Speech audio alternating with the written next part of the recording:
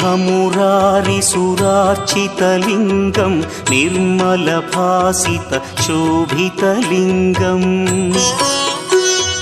जन्मजदुःखविनाशकलिङ्गं तत्प्रणमामि सदा शिवलिङ्गम्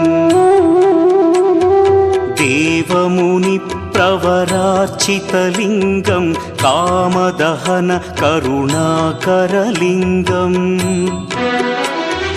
रावणदर्पविनाशकलिङ्गं तत्प्रणमामि सदा शिवलिङ्गम्